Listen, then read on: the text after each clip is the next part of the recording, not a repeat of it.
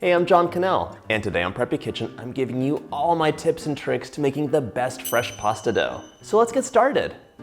First off, I need 2 cups or 240 grams of flour. But what kind of flour, you might be wondering? So this is all-purpose flour. This is 00 flour. And a lot of times you might be hearing, oh, 00 flour is the way to go, and wondering why? And what is 00 flour? 00 flour, it just has a very fine mill, so it's powdery soft. This is great for giving you really loose, silky pasta. By the way, you want to dump the flour right onto your clean counter. Grab a measuring cup. We're going to make a little well in the middle. Actually, a nice sized well, to be honest. Should have some good walls and look like a pasta volcano. If you're making pasta dough, you can scale this recipe up almost as much as you want. You can have like a giant mountain of flour and a mountain of eggs. It just takes more skill to mix it all together, divide it and everything else. So feel free to double, triple, or even quadruple this recipe. And later on in the video, we'll talk about storage. Into my well, I'm adding 3 eggs. If you wanted to, you could beat them up a little bit beforehand, but we're gonna do all the mixing on the counter today. Half a teaspoon of salt goes right over the eggs. I'm also adding a tablespoon of olive oil. There are various traditional types of pasta that you could make. Some just have flour and water. Some have tons of egg yolks mixed in, and then you go to the fancy places with all the different flavorings. I used to like having like squid ink pasta because it looks so dramatic.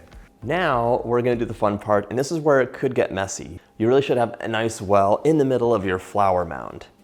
Grab a fork and start beating it up. As you mix the eggs, you're drawing in some of the flour. You can also start scraping in some of the flour, just like this. And mix, mix, mix. Eventually, you're gonna have more and more flour brought into the eggs, and it'll become a delicious dough. Fresh pasta dough is so good. You can use it to make any kind of noodle. You can make sheets for your lasagna or homemade ravioli. I'm actually doing this video by popular request. Some of you really wanted a video tutorial on how to make pasta dough, so I'm here for that. At a certain point, there's like no way to maintain your well, so I have a bench scraper here. This is gonna be really handy for mixing things up, but you can also use your hands.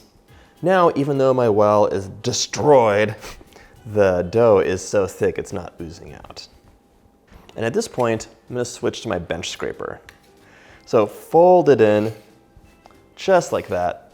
And by the way, this is not gonna look amazing right away. It's gonna take some time and patience. All that gluten we've developed from the kneading really needs to rest. So it'll take half an hour at least of rest time for it to become pliable and silky. If you're making your pasta and it looks a little bit wet right now, it's too sticky, you can add in up to a 1/4 cup of flour, just knead it in with like a tablespoon at a time. These eggs are large eggs, but I swear, whoever is categorizing egg sizes is like just straight tripping sometimes. I'll buy extra large eggs and they look like little quail eggs, like what's going on? My point is, by the way, that if the eggs are a little bit larger, you're gonna add more liquid in and you need more flour. So in this recipe, I'm saying 2 cups to 2 1/4, kind of depends on your eggs. I've switched over to hand kneading, and because I use the bench scraper, my hands are like fairly clean. If you did this by hand, they'd be like a wreck. If you're wondering why some recipes call for semolina and also like why they say bronze cut on a lot of these packages, bronze cutters will give you a rougher cut, and it's my understanding that that gives you more craggy places for the sauce to rest. And the same thing goes with the semolina flour. It's gonna give you a coarser pasta that really holds its shape well and has all those nooks and crannies that your sauce can really find a place to rest in. So I'm kneading this right now, and you can see the pasta dough is kind of breaking as I knead it. The gluten has not been developed yet, so it's actually just pulling away. Once the gluten's developed, it'll have a stretchy, elastic, silkier texture to it. You're gonna be kneading this for 10 to 15 minutes. It might sound like a long time, but really think of it as your kitchen meditation. It's actually really relaxing. It's back and forth. I like to fold the dough over slightly and press forward, press forward, press forward, and you just keep doing that. You'll notice the change in the dough. If it looks like it all wet, remember you can add up to a 1/4 cup of flour, a little bit at a time. And if it looks really dry, you might have mismeasured your flour, but as the liquid is absorbed into the flour, it should become nice and silky. If it just doesn't, you might have added a little bit too much flour. In that case, I would just add in like a teaspoon of olive oil just to soften it up and knead that in. And yes, all these things have happened to me in the past, so I'm telling you from personal experience. I'm getting closer on my knead. You can see this looks nice and smooth, and let's see how it pulls. It's stretchier. It's not really gonna be like a bread dough where it has that wonderful pull, because that's a much softer, looser dough. Pasta is like pretty firm, but you will see it's smooth, it'll bounce, and it can stretch a bit. My internal timer has gone off. I think this has been kneaded enough. It looks nice and smooth, and if I use my finger, give it a poke, it bounces back. So it has some elasticity, but it's too active right now. It needs to relax and just chill out. So we need 1 to 3 hours on the countertop. You can wrap it in plastic, or I have these Melly wraps. They're pieces of fabric that are like coated in beeswax. They're reusable and they're great. You could also refrigerate this overnight if you wanted to come back to it the next day. So rest time, and we'll be right back. While my all-purpose version rests, I'm gonna make my batch of 00 pasta dough. We'll see if we can tell the difference. This kneads up just like before, but ooh, it feels much silkier. Nice. This feels so much nicer. I've never made them back to back before and appreciated just how much like more supple it is. Ooh. Wrap it up, it also gets a rest, and then I'll show you how to roll it out. My pasta dough's rested. I'm grabbing my rolling attachment for my KitchenAid mixer. You can definitely use a hand crank pasta maker too, and even a rolling pin to do this. Screw that on nice and tight. I'm cutting my pasta dough into 4 pieces to make it more manageable. And I have some flour at hand. You can use the flour that you made the pasta with, or you can also use semolina flour. I'm gonna pat this just into a square shape. The pasta just has to be thin enough that I can pass it through my very first setting, which is a 1. On low, we're gonna pass this through once, twice, and even a 3rd time. If you have one of those big hand crankers, you can turn the pasta each time, but this only has like 8 inches for an opening. Okay, take your pasta, and I'm gonna fold it in 3rds. And now we're gonna pass it through a couple more times. There we go. This will give your pasta a little bit more structure.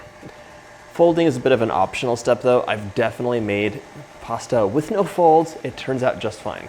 Now I'm reducing the thickness of the pasta, so go 1 number at a time and pass it through at least twice. I'm gonna add just the slightest sprinkle of flour.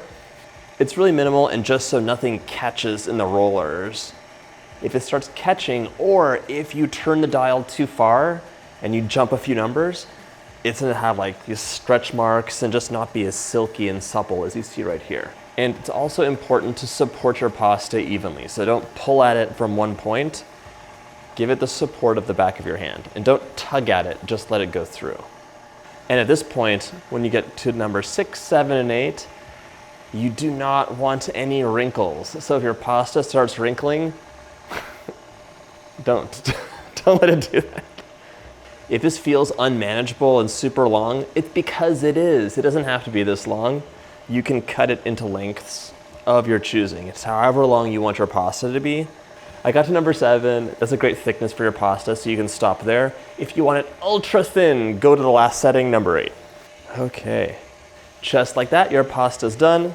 These large sheets of pasta are perfect for making ravioli. You can use them for lasagna and several other things. But if you want to cut them with your machine, slap a fettuccine attachment on, and you're just going to feed it through.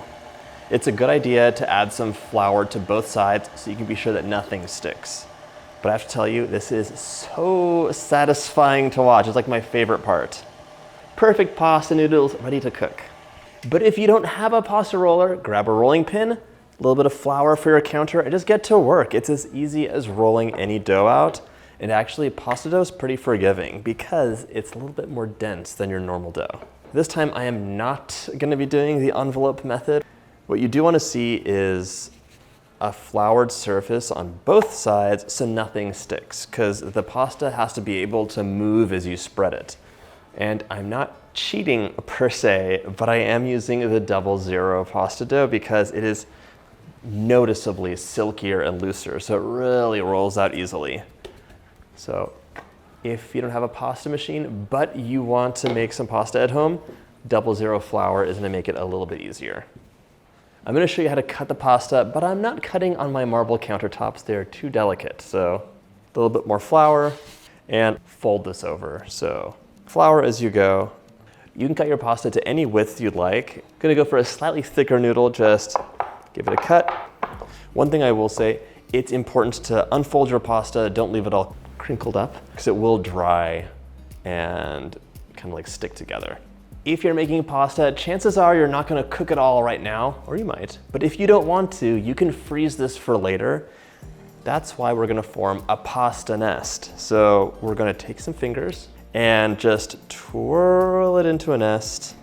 And now this can get frozen on a sheet of parchment paper and then plopped into an airtight container and kept frozen for about a month.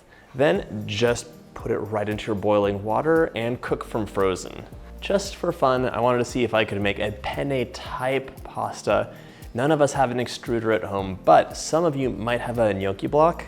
So 1 square of pasta right on the block, little rolling pin, and you're just going to press and roll it together.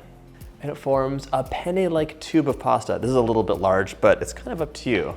Nice, and the ridges will help sauce and delicious things hang on to your pasta. So if you wanted to make a penne style pasta, you can do it with your block. This is called garnagelli. I did not take Italian, so forgive me. So obviously this is a labor of love, but it's actually really fun. So if you wanted a project to keep your kids busy, or if you have a rainy day, I would suggest popping this out, making the most amazing handcrafted meal ever. When you're ready to cook your pasta, bring a large pot of water to a boil, salt well, very important, and then cook for 3, 4, even 5 minutes, depending on the thickness, until it is tender and delicious. My pasta's cooked. I've tried both, and I have to tell you, they're both so good. The 00 flour is ever so slightly silkier. The main difference is it's so much easier to work with, especially if you're rolling it out by hand. I hope you get a chance to make this recipe, and if you like this video, check out my pasta playlist.